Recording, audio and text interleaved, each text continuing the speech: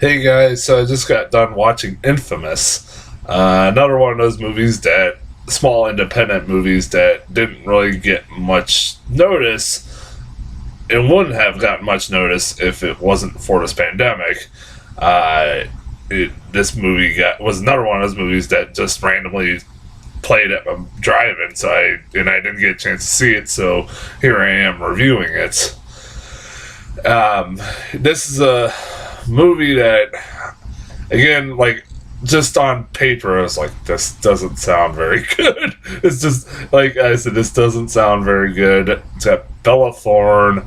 It's supposed to be a new age, modern day Bonnie and Clyde, which just sounds bad, so bad on paper, but for, like, the social media,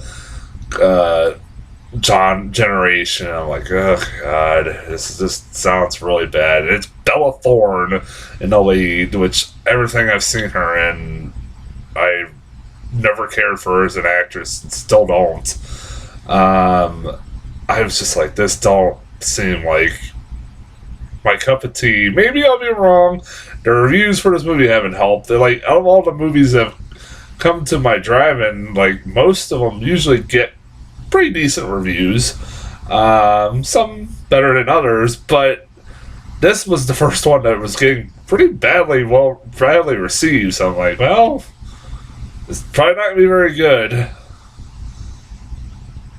Man, this movie fucking sucked. I'm not gonna beat around the bush. This movie fucking sucked. I hated this movie. This movie, it's been a while since a movie has given me so much visceral hatred for it that, like, it's probably been since, like, the Black Christmas remake probably was the last time to really get a movie to get this much of a reaction out of me. Even though The Turning was really fucking bad, this movie gives The Turning a run for its money for worst film of the year. This movie is fucking awful. I hated this movie. I can't reiterate that enough. Okay, you want to know why I hated this movie so much? One fucking reason. Bella Thorne. Listen. And it's not just her fault. It's both leads in this fucking movie, but Bella Thorne especially.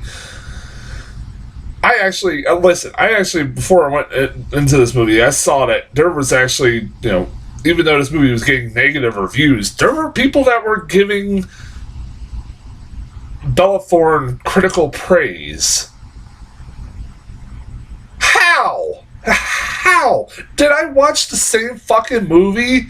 This character that she portrays. Okay, yes, it's her playing a realistic, pretty much playing a kind of a version of herself that she's what's the best word? A vapid, unlikable person that all she gives a shit about is whether she's liked on social media or not, or that she has any followers. That's literally all her character is that she just wants to be liked and be famous and wants to have all these followers, and if she doesn't, her life isn't complete, and she's just miserable around everybody that is around her, and just treats everybody like shit. No wonder why she doesn't have any fucking friends or followers, because she's a fucking terrible person. This is before the robbery shit starts going on. And then she meets this boyfriend, this guy, and he's a guy who's out of prison, who's probably one of the only likable characters out of this fucking movie. I've seen people criticize his character. I do criticize his character, but for different reasons than they are. He's almost the only likable person in this fucking movie, because he's almost the most relatable, because he's a guy who's coming out of prison, and he just got out of prison. He's living with his drunk dad. Shit happens, and first he meets Bella Thorne. They start hitting it off and having a relationship, but then shit happens with Bella Thorne, him, and his dad. Spoiler alert, I'm just getting into it. They accidentally kill his dad, and they decide they have to run away, and that's when they start doing robberies and shit like that. This character of Bella Thorne, all she gives a fuck about, like, she gets this bright fucking idea when they start doing robberies to start filming everything, that all their robberies that they do, and putting them on their Instagram. Even though she puts on like a private account or whatever, she puts on a private account. They try to explain this away like, oh, I'm gonna put this on this private account so they don't trace me. I'm gonna put an IP blocker on it so they don't trace me. But the only problem with that is they show their fucking faces on camera. These are the worst robbers in the history of mankind. How the like, I'm sitting there like watching like the first few robberies going, there's no fucking way that they will not be able to figure this out, who the fuck they are.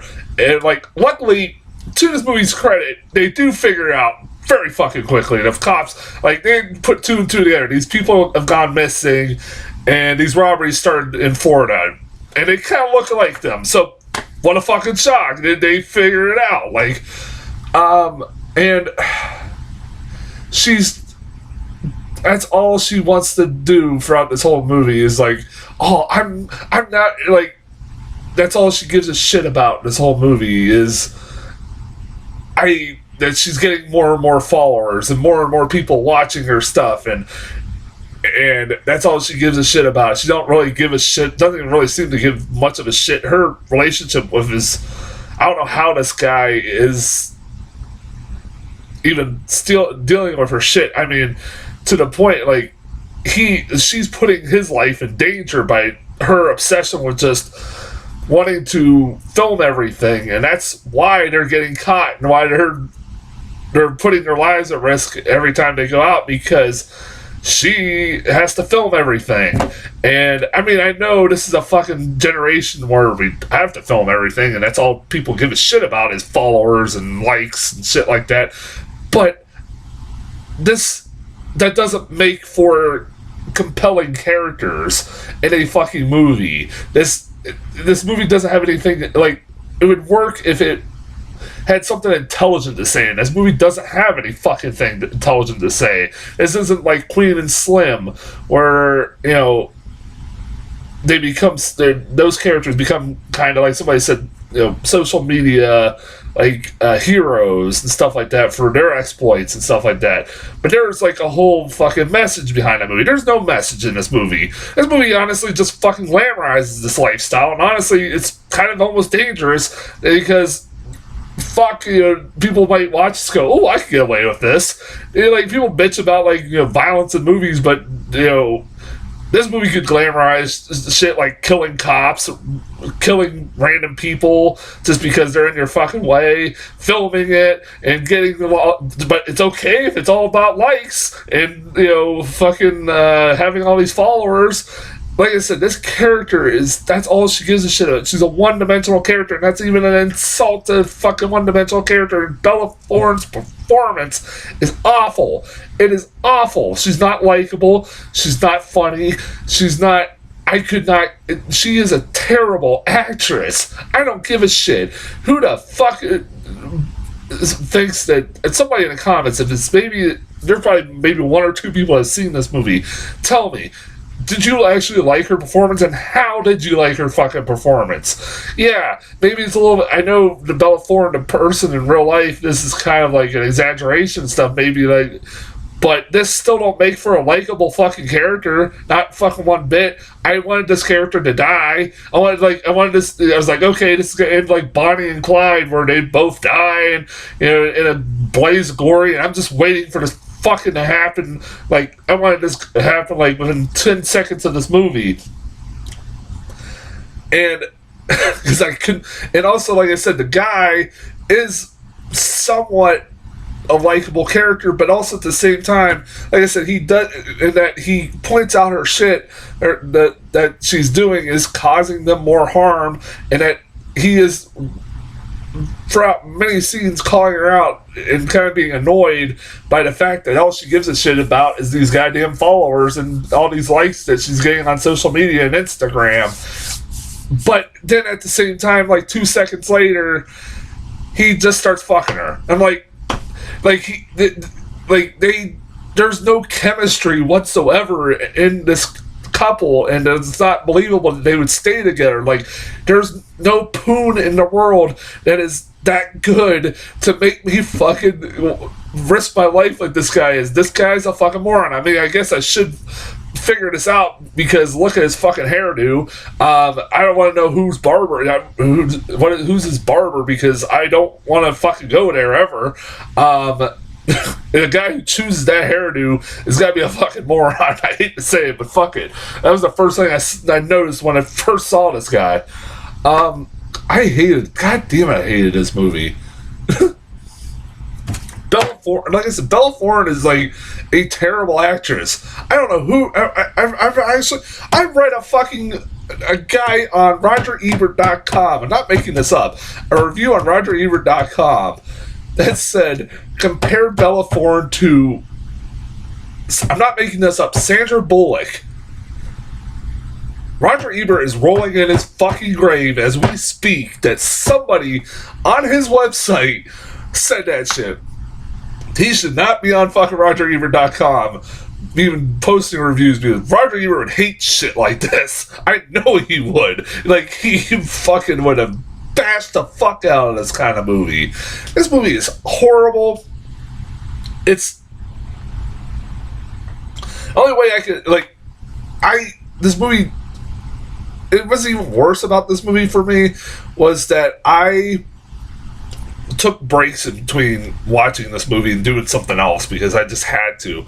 And the worst part about it was I would go on fucking social media and I'd read shit that was even dumber than fucking Bella Thorne's character being written by actual friends of mine on Facebook, and I'm like,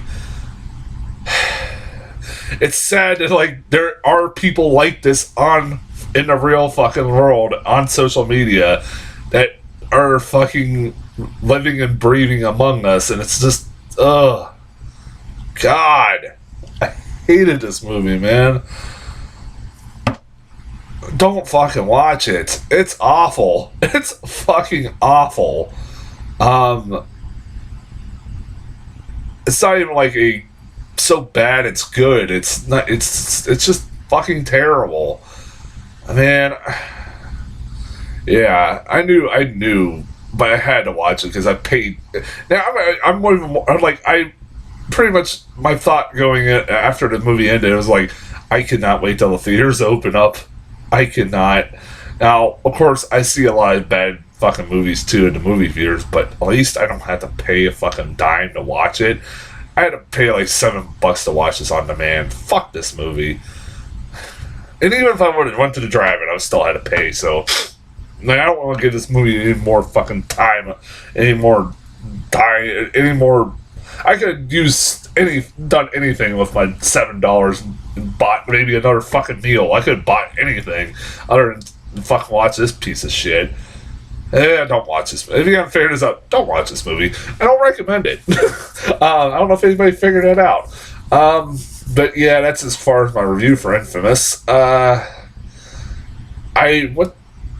thinking my next review will be coming up as Scoob. I don't know when I'll be doing it. Again, I don't know. I'm kind of spreading them out. And also, next weekend, if I don't have a review for Scoob before then, I will have a review. I'll be going to the theaters next Friday when they open back up.